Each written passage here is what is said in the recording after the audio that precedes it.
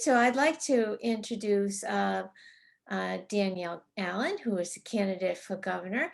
We are very happy that she's been able to join us today, and she's going to introduce herself and then take some questions from members. So floor is yours, Danielle. Go ahead. Thank you. Thank you so much, Kathy, and also your colleague, fellow chair for Kathy and Jesse. It's great to be with three committees together. I also want to just pause and say thank you to Max for your terrific work and important advocacy. Max is 100% right that this is a hugely important issue. It is defining for the question of what our economy will be going forward, whether it's an economy for everybody or an economy that continues to just take more and more and more from the people at the bottom, which is not acceptable. So thank you, Max, for that terrific overview. So I'm Danielle Allen. I am a candidate for governor. It's a real pleasure to have the chance to be with all of you. I had the pleasure of meeting some of you in person this summer, and so nice to be able to see you again. And you already probably know many of the basics at this point. I am a nonprofit leader, policy innovator, and educator on leave from a professorship at Harvard in order to run. And I am also from a huge family. I've shared with some of you, we've experienced the full range of challenge as well as opportunity. Addiction and incarceration and homelessness are all things that I have wrestled through directly with family members. And we work really hard to link arms and keep everybody connected, try to put the floor back under and take everybody forward together.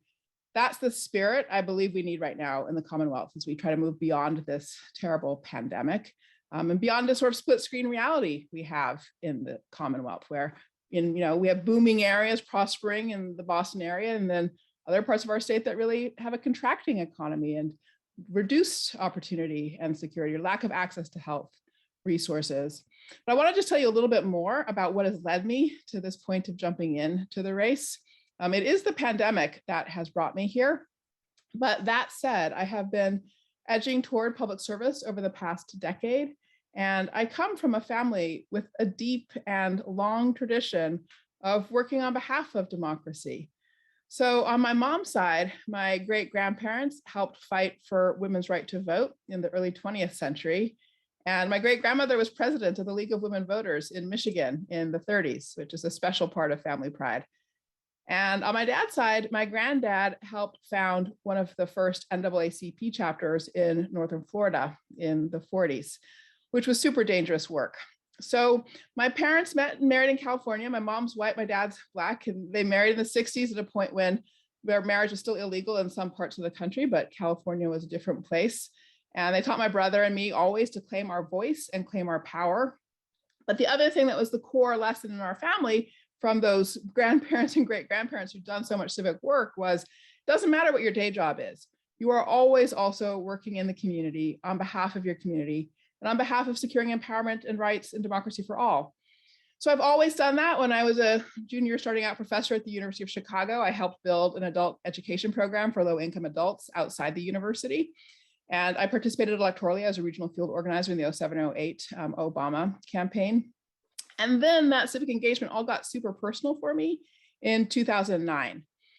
That's the year I lost my younger cousin, Michael.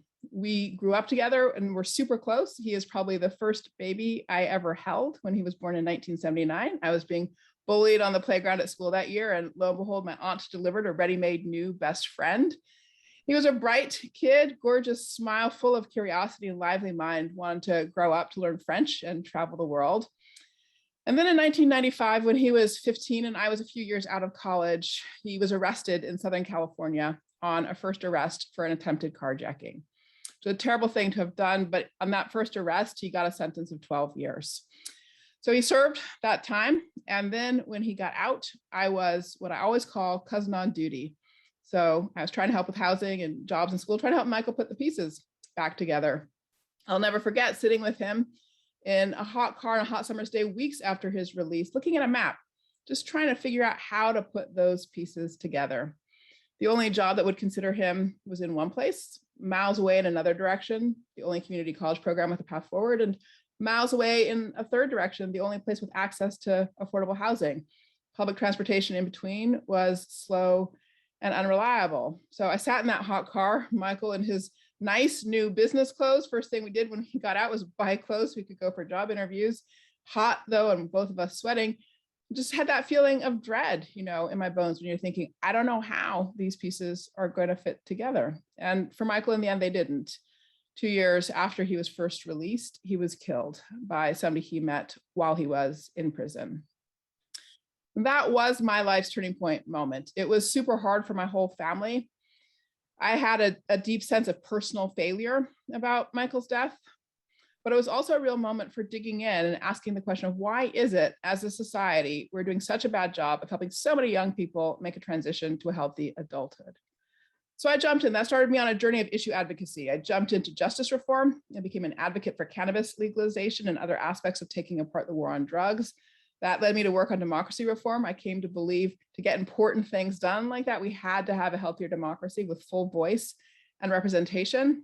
And all alongside that, I was building a leadership portfolio in the nonprofit sector.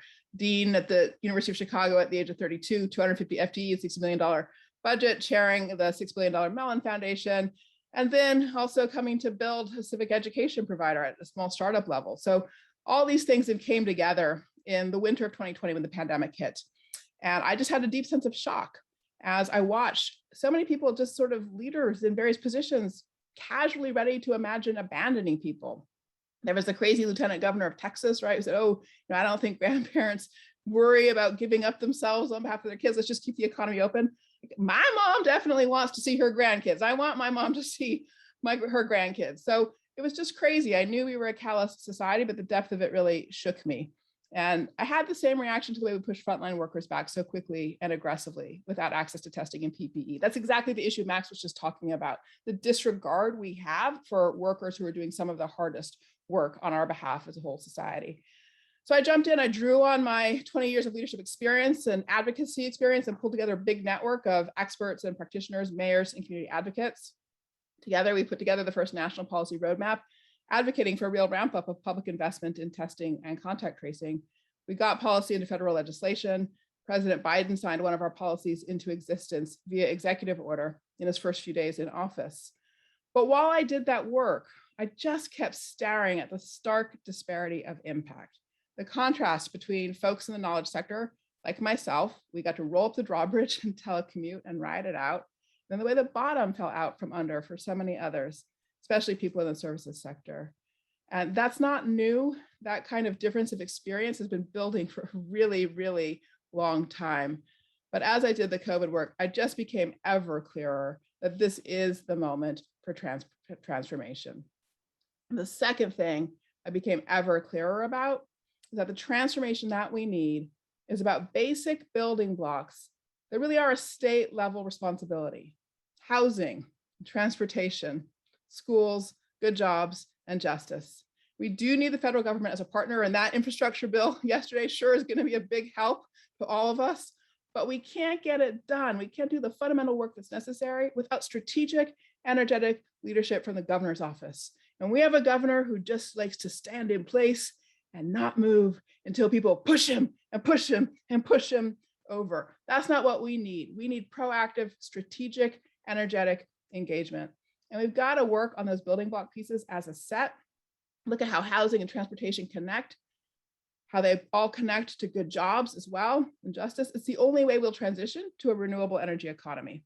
And on top of everything else we're dealing with, climate change does just make it all so much worse. So I believe the time is here for us to reimagine ourselves across our great state as one Commonwealth, to knit our diverse communities across the state together, and to do that by building public commitment for hard work and strategic investment in that set of basic building blocks. Again, housing, transportation, schools, good jobs, and justice. We put our housing agenda on our website in October. The other agendas are coming in sequence, and all of those support an agenda for climate, for the economy, for democracy, and for health equity. So that's the picture of what we're working on and why I'm doing this. And I would just be delighted to answer any questions about my background or the agenda. And also would be grateful for any advice that you might offer me at this point. Thank you, Kathy. Thank you very much. That was a great introduction. And so I'd like to open it up for Q&A. So just raise your hand um, if you have a question for Danielle, Danielle. please call me Danielle. Yeah. Yeah, okay, thank you. Sometimes people like to call me professor, but I like to be called Danielle. Yeah. So Okay, so I have a I think I can question. see Andrew. I think I Andrew had, also has oh, a hand up. Andrew does. There you Okay. go. I Mhm. can't see the hands raised here. Andy, you go first. Hey, most people call me Andy rather than Andrew. So nice to hear your presentation this evening. My question is, what do you see as your biggest challenge dealing with the legislature on all of these competing priorities? Mhm. Well, you know, for starters, the interesting thing is that we actually have a lot of good work that has been done by the legislature recently. But what we have is a governor who doesn't always implement things.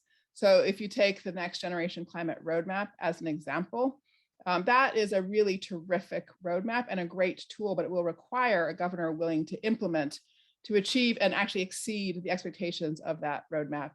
You can look at other things too. Voting rights, for example, we have same-day registration already, or rather, sorry, automatic voter registration already legislated, but the implementation of it has been not actually to the design of the legislation. And, you know, we need a governor who's really tracking that and moving things forward in that regard. So for starters, there's a lot of low-hanging fruit work that we can do where, in fact, the legislature has made important advances, but the governor is not actually implementing things. So that's the first point. And then the second point is just to say that, you know, I think that we're at an interesting moment with our state legislature where we have a Senate that really has put a lot of terrific policy frameworks on the table in public health, in support of mental health and behavioral health, for example. And I think that we're seeing a House that also is actually more open to innovation than at some points in the past. So I think we really face a great opportunity right now to move work forward. Okay, I have two hands raised. It's hard for me to see. Okay, so I have Kara. You have your hand raised, and Ann Leland. So I don't know who was first. Kara, do you want to go, and then Ann? Hi there. Hi, Kara. Hi. I wanted to know what you think of Boston Mayor-elect Michelle Wu's plans to try to make the tea free. Yeah, no, we definitely need to invest in public transportation as a public good, and having the tea itself be free may in fact be exactly the right policy. We're still working on our transportation agenda, so I'm not quite ready to fully commit to that concept yet. We're working on the whole Commonwealth and really focused on RTAs, regional transit authorities, and being very clear about what model in each part of the Commonwealth makes most sense. But I can say that we should treat transportation as a public good is absolutely the case. So it's not the question that every part of the system needs itself to be, you know, revenue sustainable on its own terms. We need to invest collectively in our public transportation system. Worcester did a terrific pilot with free fares that was very supportive of a transition to public transportation and supported employment. So in that regard, I think we have a lot of positive indicators that this is the right direction. But as I said, we're still in progress on our agenda on this point. Thank you. Sure. Okay, thank you. Ann, would you like to ask your question, and then John Thompson has a question after Ann? Thanks, Kathy. Hi, Danielle. How are you? Hello. Can you hear me? Yes, thank you. You can hear me. Absolutely. Okay, cool. There you are. I'm in my car. That's why I was asking. But anyway, Okay. So your presentation was wonderful, and you have some great skills and resume that you bring to the table. I do have a question, however, that I'm sure that you know, the devil's advocates in the world will throw at you. What would you say is the biggest or the largest administrative role that you've had, or how many people have you managed? Because, you know, clearly the campaign you'll be running wide, a pretty big need, let's say, to manage large groups of people, directly and indirectly both. And I think unfortunately sometimes people tend to vote on stereotypes, and so your background is wonderful, but it may not be the stereotype that might get you across the finish line. How will you address folks that ask about your administrative skills or management skills? Sure, no, happy to address that. So, we have a terrific and diverse, beautiful, wonderful field. I'm very proud to be a part of it. And Ben and Sonia bring amazing legislative experience to the table. I bring 20 years of leadership and executive experience in the nonprofit sector. So I started early when I was 32. I was Dean of the Division of Humanities at the University of Chicago. That was 250 full-time employees and a $60 million annual budget. Chaired the Mellon Foundation Board, $6 billion foundation, $300 million annual budget. Our employees, we arranged to fluctuate a little bit, 100 to 120 people, so smaller in terms of the employee footprint, but the philanthropic footprint, the portfolio of grantees was worldwide. So there were many partners that were also a part of that body of work. And then, I have had an interesting body of experience chairing commissions. So I've chaired two national commissions, one on democracy reform, one on civic education. And in this task force work, for example, around COVID, just to give you an example, my team was the first in the country to put out a framework to help schools understand how to reopen for in-person learning in health and safe ways. We got a framework out July 2020 that supported the reopening K through 5. It was clear that schools were still stuck everywhere across the country by December. So we pulled together a much bigger task force, national task force. We had about 50 people on it.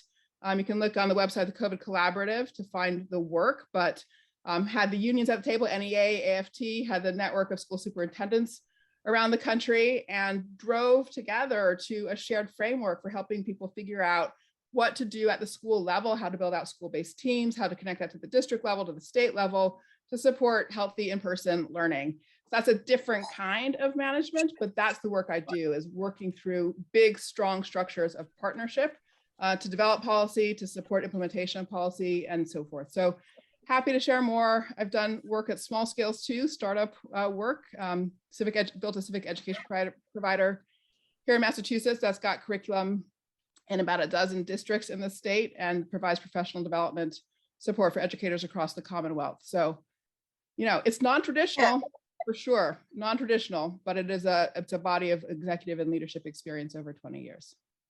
Yeah, no, it sounds great. And I'm glad you explained it that way, because clearly you have a lot of pluses that you do bring to the table. And so I think as long as you can speak to, and you have both managing budgets and larger budgets, and you've also been in very diverse environments, which is a big plus. So good luck. I hope things, hope to see more of you. Oh, Yes, thank ma'am. you. Thank you, Ann. Then there's the other, I'll just add one other little thing, which is there's the joke that Woodrow Wilson used to tell when folks asked him, why did he leave Princeton to run for president? And his answer was, I was tired of the politics. So don't forget, universities are super political places. Yep, it's great. Thank you. John Thompson, do you have a question for Danielle? Good evening, Danielle. Nice to see you. In the past few years, the areas of the greatest increases would be affordable housing, medical care, and education. I just want you to summarize, what is your ideas on those three expensive topics? Yep, no, absolutely, thank you.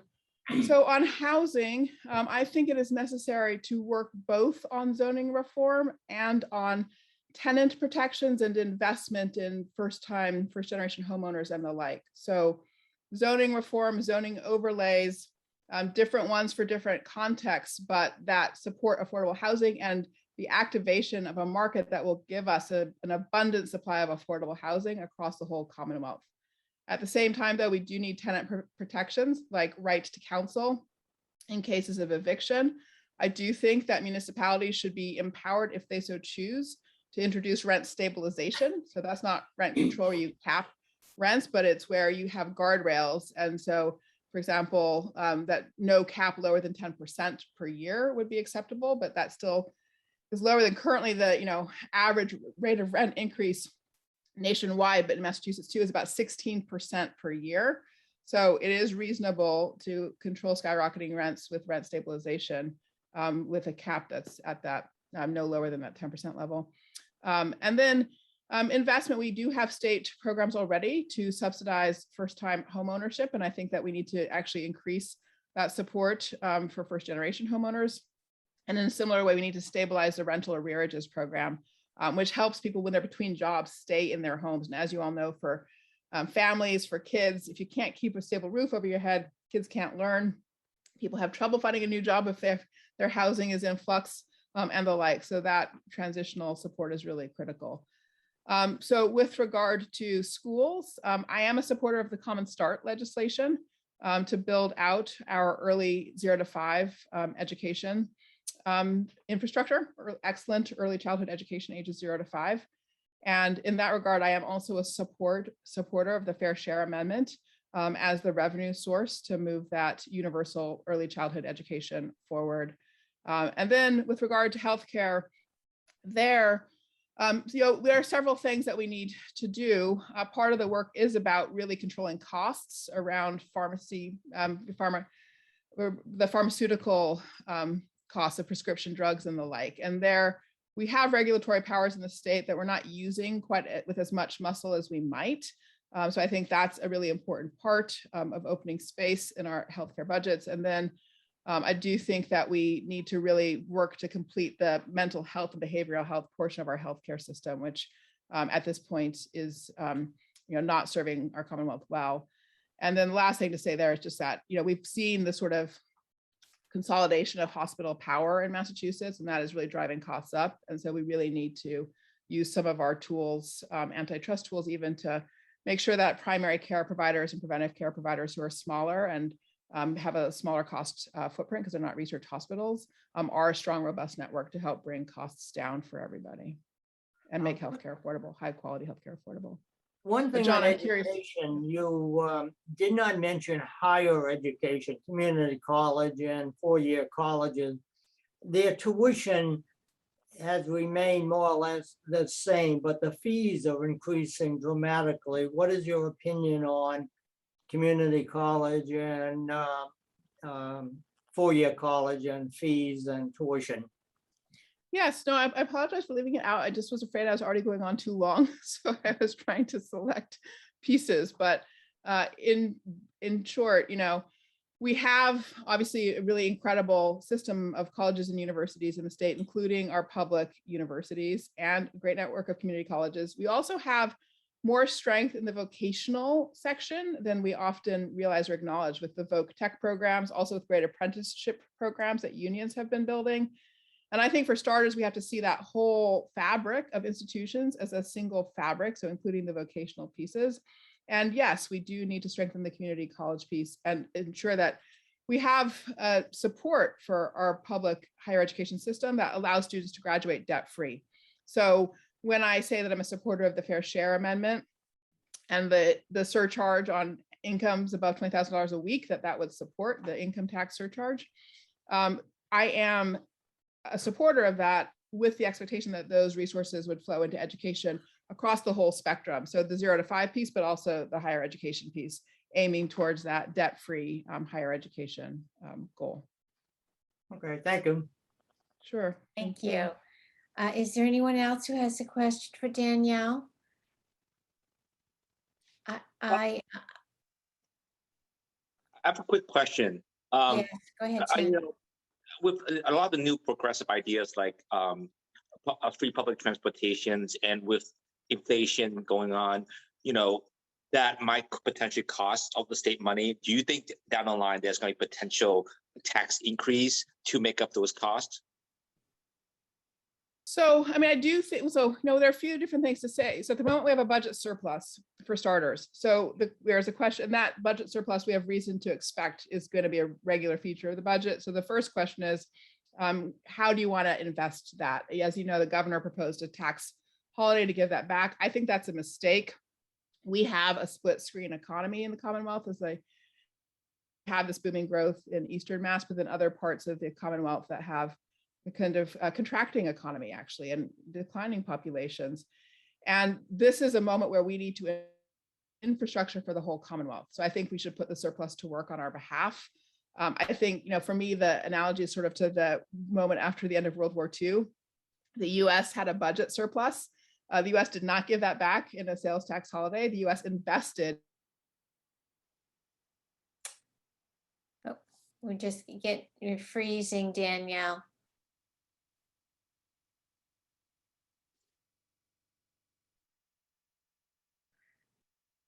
Okay, so $1,000 a week. there we Okay, go. so I do think we need that. Yeah. Oop, did I freeze? Yeah, you froze for a minute, but we just a little bit at the end. So I think that Apologize. we got we got the majority of your answer. Thank you. Did that answer your question, Tan? Yep. Yeah, thank you. It's also important to say that the federal relief money and the infrastructure money is also new revenues. So we really have a huge opportunity to invest strategically. That's the really important point.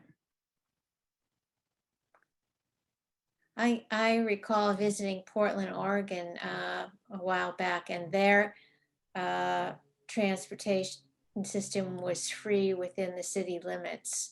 It was only so it would be similar to taking the train to say Braintree. You might have to pay a little, but within the city's limits, it was all free, and they've been doing that for years. So I think it's certainly a possibility. Yep. And one of the things it achieves is a transition of people away from cars and to public transportation. And so in that regard, then you can think of yourself as saving over the long term as you reduce the cost of climate change by driving that transition faster. So that's a part of the picture too. Yeah. So we know that this federal money is coming. We don't know whether what will happen with the reconciliation bill yet, but there was at $82 billion in that for school infrastructure. It seems as if the Massachusetts School Building Authority is vastly underfunded. They can't keep up with the requests. So is that something you would target is with the fair share amendment, if we get this money from the infrastructure, the reconciliation bill, would that be an area that you think could get us some funding? Absolutely, for sure, 100%. So currently the Massachusetts School Board Authority is on a schedule for building replacement where buildings are replaced once every 100 years. Yeah. All right. We should be, even just as a matter of normal practice, on a schedule where we're able to replace buildings once every 50 years. Okay.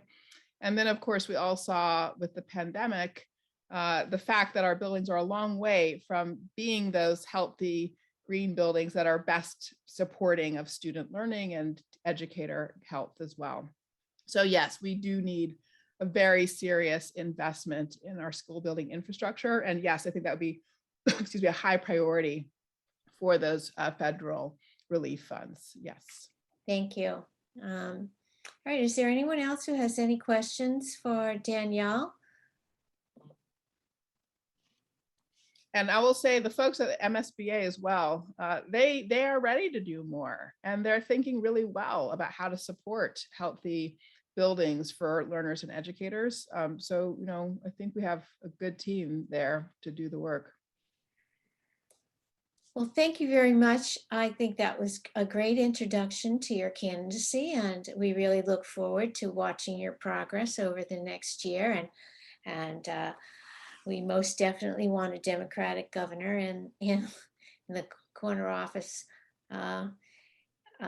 implementing these policies and being proactive rather than just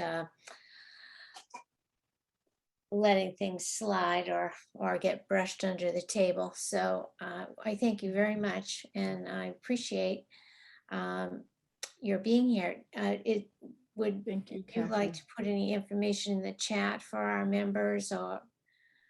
Absolutely. I think my colleague Amanda will probably flop our website in the chat and my contact info as well. I will put in and I would welcome calls and questions at any point. So let me do this. And I will put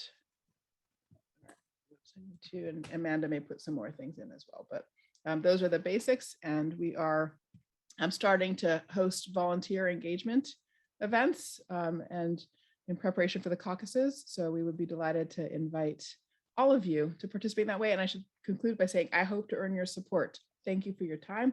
I hope to earn your support in the weeks ahead. Thank Well, you. thank you so much. It was wonderful to have you here this evening, and we wish you the best of luck.